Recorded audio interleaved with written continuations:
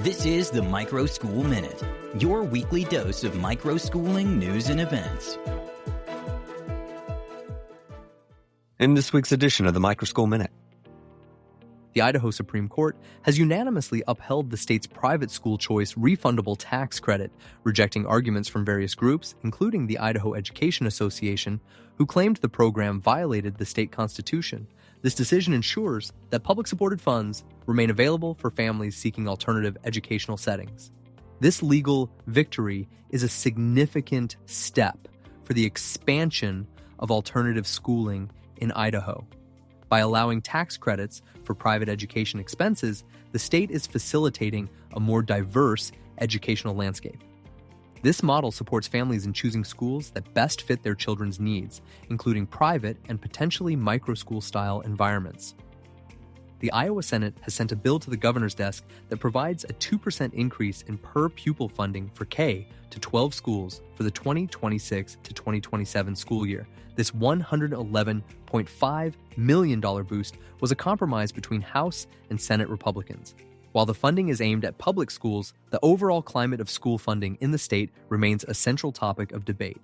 For alternative and microschool advocates, these funding shifts are critical to watch. While this specific boost is for traditional public schools, it reflects the ongoing legislative struggle to balance state budgets with educational needs. The outcome of such funding battles often influences the demand for and viability of alternative educational models in the region. The Iowa City Community School District is facing a $5 to $6 million budget shortfall, leading to a proposal to eliminate dozens of positions. The plan focuses on adjusting class sizes and reducing staffing through attrition to fix the budget for fiscal year 2027. Superintendent Matt Degner noted that enrollment and funding remain ongoing challenges for the district. As traditional districts like Iowa City grapple with these unique challenges, families may increasingly look toward alternative schooling options. Budget cuts and increasing class sizes in public schools often serve as a catalyst for the growth of microschools and other smaller, more personalized educational models. Hawaii remains one of the most straightforward states for homeschooling, requiring no teaching credentials or mandatory subjects. Families can begin homeschooling immediately after filing a simple letter of intent or Form 4140 with their local school principal. The state's laws offer significant flexibility, allowing for personalized, place-based learning that incorporates local culture and ecology. This high level of flexibility makes Hawaii a fertile ground for the development of microschools and learning co-ops. The ability to tailor curriculum to a child's specific interests and needs is a major draw for families seeking alternatives to traditional classrooms. The state's supportive environment for independent education continues to attract a growing number of families. The West Virginia Senate is currently debating a bill that would significantly reduce regulations for homeschooling in the state. This move comes amidst a heated controversy over Rayleigh's Law, a sidelined bill intended to protect homeschooled students from abuse. Critics of the new proposal argue that it could eliminate core instruction requirements and lower the standards for homeschool teachers. This legislative push to roll back requirements highlights the ongoing tension between educational freedom and student safety. For the microschool and alternative school community, these changes could lead to even greater autonomy, but also increased public scrutiny. The outcome of this debate will shape the regulatory environment for non-traditional education in West Virginia for years to come. The Pittsburgh Public Schools Board unanimously denied a charter application from Three Rivers Wildflower Montessori to launch 3 new microschools. District staff argued the application was incomplete and that the proposed model was not new and innovative since the district already has a Montessori magnet. The decision leaves the founders to decide whether to appeal or revise their plans. This rejection underscores the barriers that microschool founders often face when seeking public funding or charter status.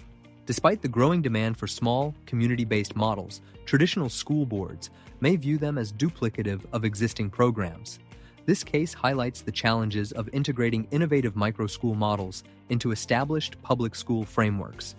Nationwide, the number of students qualifying for special education services under the IDEA rose by 3.8% in 2024, reaching a total of 8.2 million. The fastest-growing categories include autism, developmental delay, and multiple disabilities. Most of these students are being served within general education classrooms for the majority of the school day.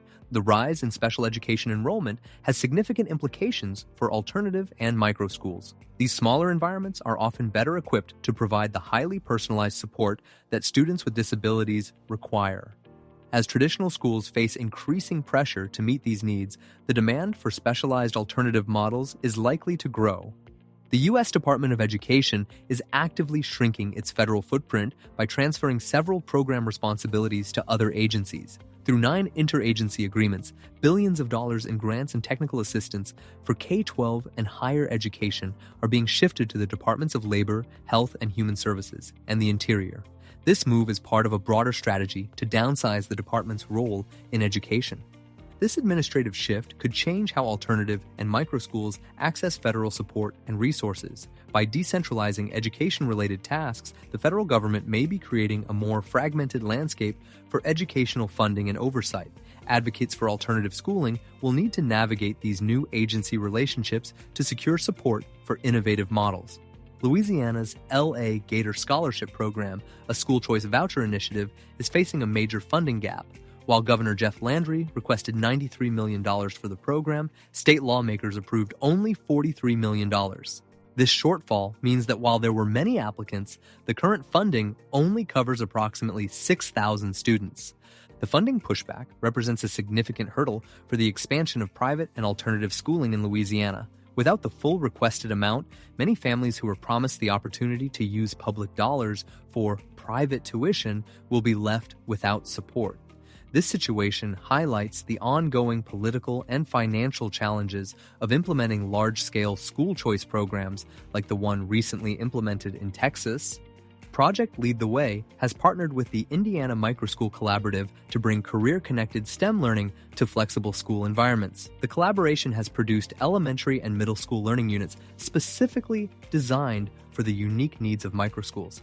These units focus on core subjects like math and science while building transferable skills such as critical thinking and collaboration. This partnership is a prime example of how established educational organizations are adapting to the growth of emerging models like microschools. By providing high-quality specialized curriculum, PLTW is supporting the mission of IMC to create tuition-free, personalized learning environments. Such initiatives are crucial for ensuring that students in alternative settings have access to rigorous, real-world educational opportunities. If you know of a microschool or organization that deserves a shout-out, drop a line and let us know. Thank you for tuning in to the Microschool Minute, your weekly review of microschooling news and events. Don't forget to like and subscribe, and if you'd like to support us, consider leaving a review. Until next week, happy microschooling.